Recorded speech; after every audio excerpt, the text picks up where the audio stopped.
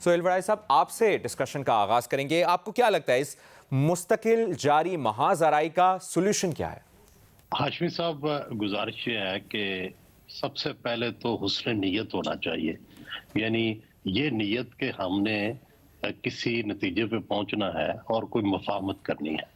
اگر یہ ارادہ بن جائے تو دین پاسبل ہے، کوئی چیز دنیا میں امپاسبل نہیں ہوتی، اور پالیٹکس تو آرٹ آف پاسبل ہے۔ اور میں تو کوئی 1.5-2 سال سے ایک ہی بات کہہ رہا ہوں کہ سوائے مصالحت کے، سوائے مذاکرات کے اور تو کوئی رستہ ہی نہیں ہے۔ لڑ کے آپس میں جھگڑ کے کس نتیجے پہ پہنچے ہیں، لیکن نہ وہ مانتے ہیں، نہ نون والے مانتے ہیں، نہ پی ٹی آئی والے مانتے ہیں، تو پھر اسی طرح کشمکش جاری رہے گی۔ نون والے جو ہے وہ ظاہر ہے ان کا خیال ہے کہ ہم سے بڑی زیادتیاں ہوئی ہیں، اور اب جو کچھ عمران سے ہو رہا ہے یہ اس کے مقابلے میں کچھ بھی نہیں ہے۔ دوسری طرف پی ٹی آئی والے کہتے ہیں جی ہم سے تو جو ظلم ہوا ہے آج تک تاریخ میں اتنا ظلم ہی نہیں ہوا، اور ہمارا الیکشن بھی چھین لیا گیا ہے، اور جب تک الیکشن نہیں ملتا واپس ہمیں اس وقت۔ اب یہ دونوں چیزیں جو ہیں ان کے اوپر تو مذاکرات ہو نہیں سکتے۔ اس کا مطلب جب اگر ان دونوں کے موقف کو مان لیں تو اس پہ تو مذاکرات ممکن ہی نہیں ہے۔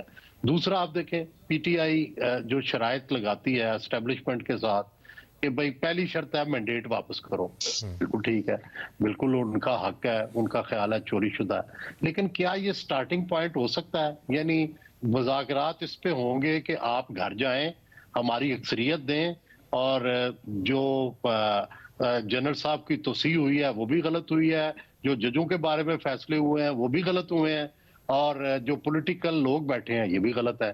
تو اس کا مطلب ہے کہ سارا سسٹم ریپ اپ کرنے پہ مذاکرات کا پہلا ایجنڈا ہے، ٹھیک ہے۔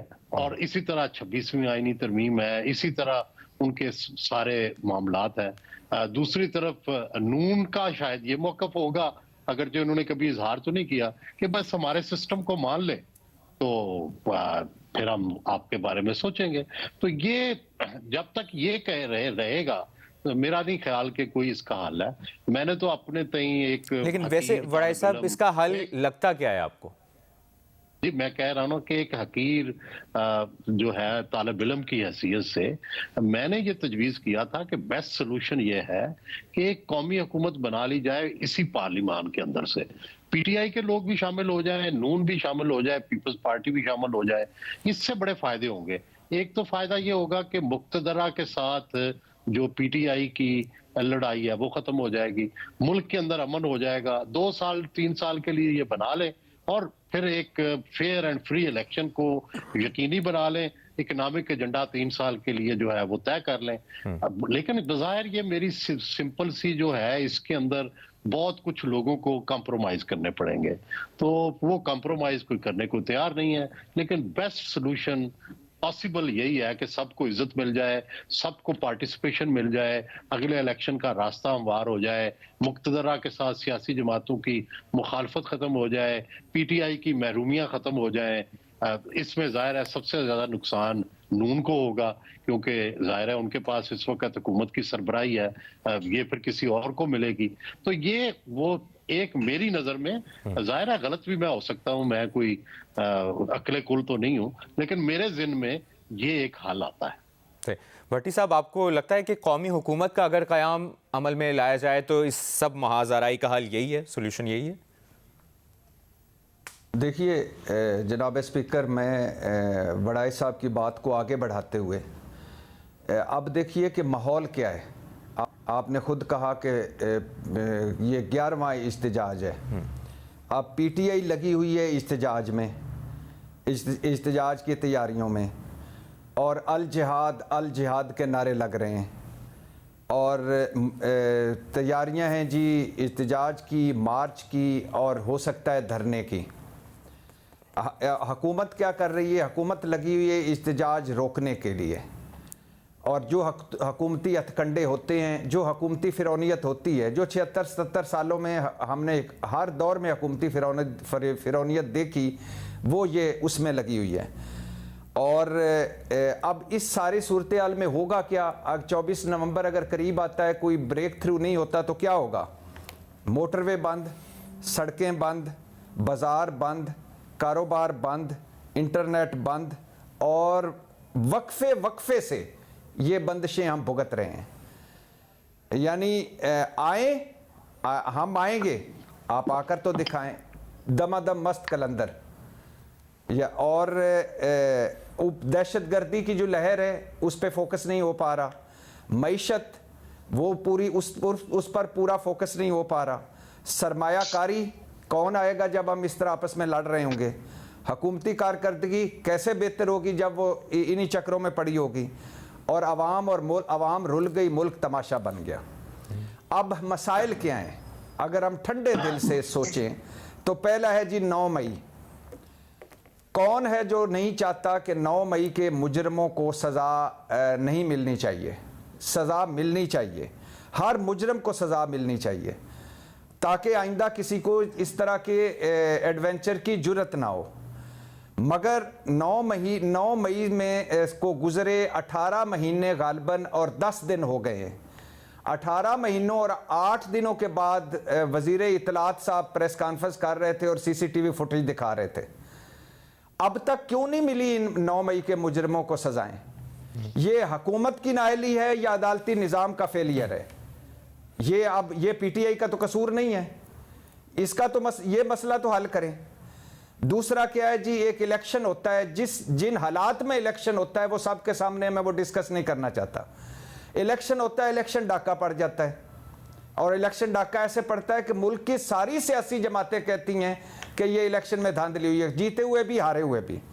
अच्छा ठीक है जी, आपने इलेक्शन डाका मार लिया, अब उसके बाद क्या होना चाहिए था? इलेक्शन ट्रिब्यूनल्स वो धांधली ट्रिब्यूनल्स बनने चाहिए थे, तहकीकात होनी चाहिए थी। फाफन की रिपोर्ट आई है जी कि 334 जो हलकों में धांधली की शिकायत हैं।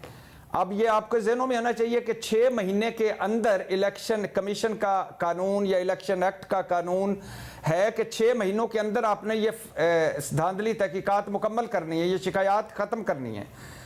280 दिनों 84 दिनों से ज़्यादा हो गए हैं, 9 महीनों से ज़्यादा हो गए हैं। 334 हलकों की जो धांधली की शिकायत थी उनमें से सिर्फ 60 पर अमल हुआ है, और इलेक्शन एक्ट में तब्दीली कर दी गई कि यानी इलेक्शन ट्रिब्यूनल्स पर इलेक्शन कमीशन लगाए। अब ये मामला भी हल नहीं हो रहा। तीसरा क्या है जी? तीसरा है जी सियासी स्पेस। पाकिस्तान तहरीक इंसाफ के ने पूरी पाकिस्तान तहरीक इंसाफ ने 9 मई तो नहीं किया, जिन्होंने किया है उनको आपने गिरफ्तार भी किया हुआ है, गिरफ्तार करें, लेकिन बाकी पाकिस्तान तहरीक इंसाफ को तो सियासी स्पेस दें ना। दे रहे हैं? नहीं दे रहे। अच्छा, उसके बाद है इलेक्शन हो गया, पार्लियामेंट आ गई, तहरीक इंसाफ पार्लियामेंट असम्बलियों में बैठ गई, उसके बाद है मखसूस नशिस्तें। सुप्रीम कोर्ट मुख्तसर आर्डर दे चुकी, तफसीली आर्डर दे चुकी, 2 वजातें जारी कर चुकी, वो मखसूस नशिस्तें नहीं दी जा रही। अब बताएं इसमें किसका कसूर है? दे दो भाई, क्या फ़र्क पड़ता है? उसके बाद है आपने अदलिया आपने अंडर कर ली, हुकूमत ने अदलिया अंडर कर ली। वज़ीर आज़म या अगर इसको इस तरह करें, पार्लियामेंट चीफ जस्टिस लगाएगी, पार्लियामेंट के नुमाइंदे जुडिशल कमीशन में बैठकर आईनी बेंच बनाएंगे, जज लगाएंगे, मॉनिटरिंग करेंगे, मनपसंद जज मनपसंद फैसले। ठीक है, कर लिया जी। अब उसका एक तो कर दें कि वो कानून साजियां ना करें जिनका आपको फ़ायदा हो रहा है या जिनको PTI और इमरान खान को नुकसान हो रहा है। अच्छा, अब ये भी कर लिया करते रहे। जाली असली मुकदमे जिन पर हैं उनको चलाएं और सजाएं दिलवाएं, लेकिन जाली मुकदमे तो ख़त्म करें, जाली पर्चे तो ख़त्म करें, सियासी स्पेस तो दें, और भांत भांत की जो कानून साजियाँ हो रही हैं, तरह तरह की जो पाबंदियाँ लग रही हैं, इनको तो ख़त्म करें। इधर खसूसी ट्रिब्यूनल्स बन रहे हैं, इधर पीका एक्ट आ गया है, इधर साइबर क्राइम एजेंसी आ गई है, इधर ये शक की बुनियाद पर 3 महीने हिरासती आ गई है, इधर फायरवॉल लग गई है, इधर एक्स बंदिश है। ये तो ना करें। चलो आपने ये भी कर लिया, आप कोई लबो लहजा बेहतर कर लें। ये इंतशारी हैं, ये मुल्क दुश्मन हैं, ان پر پابندی لگاؤ، یہ یہودی ایجنٹ ہیں، یہ ملک توڑنے والے ہیں۔ بھائی آپ نے اگر حکومت میں آ کے بیٹھ گئے اور آپ چاہتے ہیں کہ ملک آگے بڑھے، سرمایہ کاری ہو، معیشت بہتر ہو، دہشت گردی کی لہر ہم مل کر ختم کریں، یہ محاذرائی ختم ہو، تو کچھ حکومت تو کر سکتی ہے نا کہ بھئی ہم سیاسی سپیس دیتے ہیں، آؤ اسمبلیوں میں بیٹھو، یہ لو اپنی مخصوص نشستیں، آپ پر نئے مقدمے نہیں بنے گے۔ آپ تو کوئی مسئلہ حل کرنے کو تیار ہی نہیں ہے۔